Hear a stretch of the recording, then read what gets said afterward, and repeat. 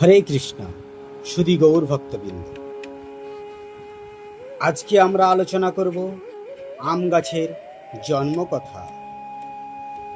পূর্বে জন্মে আম গাছ কে ছিলেন, কিভাবে আম গাছের জন্ম হলো। কেননা এখন আমের সিজন এসে গেছে, আম ফলটি সকলকেই আকর্ষিত করে। তবে চলুন জেনে নিই এই আম গাছের রহস্য। কিছু যদি ভুল ত্রুটি হয়ে থাকে নিজ গুণে ক্ষমা করবে। পদ্মপুরাণে বর্ণিত রয়েছে, পদ্মপুরাণে সৃষ্টিখণ্ডে বর্ণিত আছে যে আম গাছ মূলত সূর্যকন্যা বা সূর্যের তেজ থেকেই উৎপন্ন। সূর্যের এক কন্যার মতোই রাজার প্রেমে পড়েন, কিন্তু কালক্রমে রাক্ষসীর মায়ায় তিনি প্রাণত্যাগ করেন। তার সেই পবিত্র দেহ ভস্ম থেকে একটি চারা গাছের জন্ম হয়, কালক্রমে আম গাছে পরিণত হয়। আমের মিষ্টত্ব আসলে সূর্যের কন্যার সেই অকৃত্রিম ভালোবাসার প্রতীক।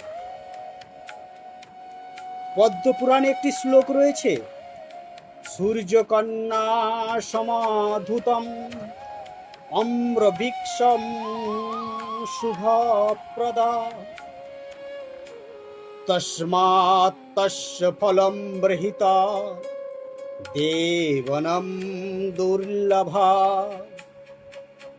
অনুবাদ, সূর্যকন্যা থেকে উৎপন্ন এই অম্রবৃক্ষ অত্যন্ত শুভপ্রদায়, সেই কারণেই এই ফল এতই হৃদয়গ্রামী এবং দেবতাদের কাছেও দুর্লভ। বর্তমানে আম গাছ আসল কিভাবে বিষ্ণু পুরাণে সমুদ্র মন্থন থেকেও একটি এর উদ্ধৃত আছে। বিষ্ণু পুরাণে বা অন্যান্য শাস্ত্রে বলা হয়েছে, সমুদ্র মন্থনের সময় যখন ধন্বন্তরী অমৃত কলস নিয়ে প্রকট হন, তখন সেই কলস থেকে কয়েক বিন্দু অমৃত পৃথিবীতে পতিত হয়। যেখানে সেই অমৃত বিন্দু পড়েছিল, সেই থেকেই সেই ভস্মের উপরে এবং তা থেকে উৎপত্তি হয়েছিল এই অম্রবৃক্ষ। বিষ্ণু পুরাণে একটি শ্লোক রয়েছে,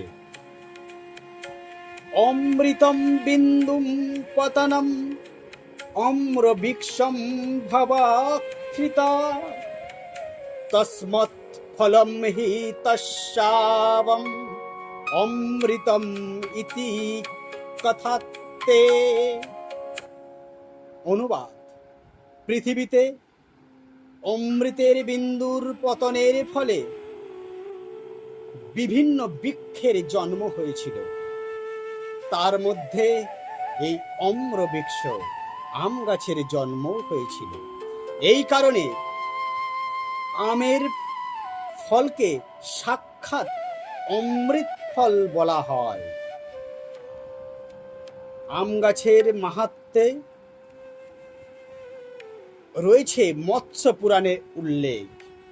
মৎস্য পুরাণে বৃক্ষরোপণের আম গাছের সর্বোচ্চ স্থান দেয়া রয়েছে।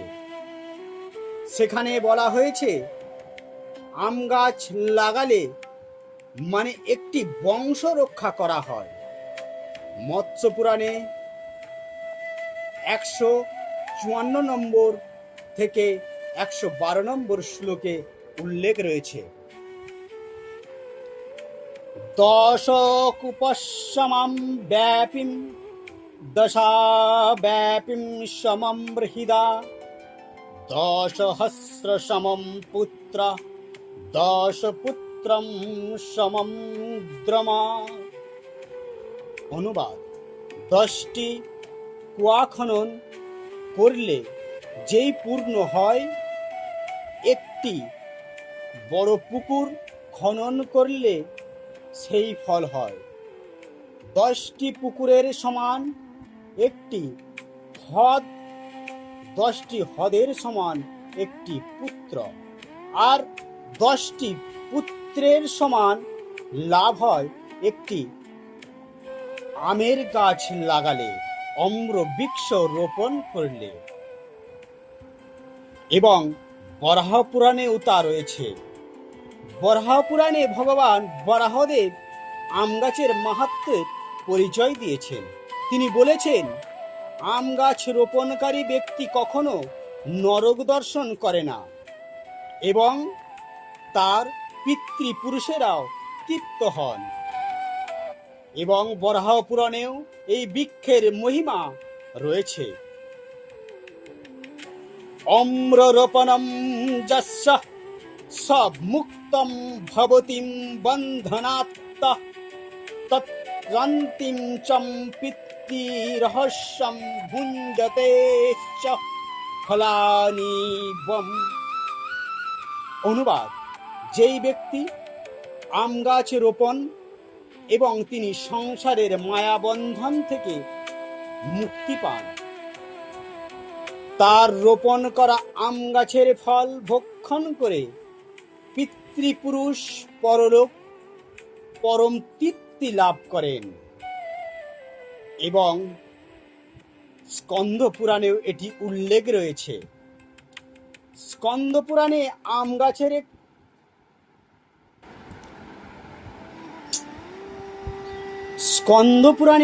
গাছের একনম্ন বলা হয়েছে। দেবী পার্বতী যখন ভগবান শিবকে পাবার জন্য তপচার্য করেছিলেন, তখন তিনি একটি আম গাছের নিচে ধ্যানস্থ ছিলেন। শিব ও পার্বতীর বিবাহের সময় অম্রপল্লব দিয়ে মণ্ডপকে সাজানো হয়েছিল, তাই শুভ কাজের অম্রপত্র ব্যবহার শুরু হয়। শুধু তাই নয়, এটাও কথিত আছে, যখন গণেশের মস্তক ছেদন করেছিলেন ভগবান শিব,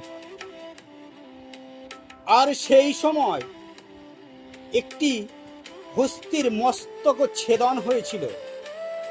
সেই হস্তিটা সেই অম্রবৃক্ষের নিচেই শয়ন অবস্থায় ছিলেন। তাই অম্রবৃক্ষের পত্র একটি আমাদের বিশেষ শুভ ফলদায়ক। তো আসুন স্কন্দ পুরাণে কি বলেছে একটু জেনে নিই। একম অম্রমূলম দেবতপ্তম ঘোরম তপস্যাম মৎস তৈলম সংস্থিতম নিত্যম শিব পরম কারণম। এই আম গাছের মূলের নিচে দেবী পার্বতী ঘোর তপস্যা করেছিলেন। সেই বৃক্ষের পরম কারণ ভগবান শিবের নিত্য অবস্থান করেন, অর্থাৎ আম গাছে হলেও শিব শক্তি মিলিত সাক্ষী। আম গাছ ও কামদেবের ভবিষ্য পুরাণে কি বলা হয়েছে শুনে নিন। ভবিষ্য পুরাণে অনুসারে আম গাছ হলেন প্রেমের দেবতা, কামদেবের অত্যন্ত প্রিয়। কামদেবের পঞ্চবাণের 5টি বাণ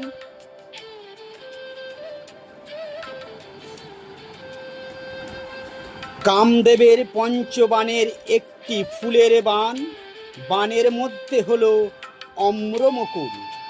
এটি সৃষ্টি, সৃজনশীলতা এবং প্রেমের উদ্দীপক ব্যাপক হিসাবে বর্তমানে মর্ত্যলোকে অসীম। ভবিষ্য পুরাণেও এটি উল্লেখ আছে। অম্রকামম ফলম বিদ্ধি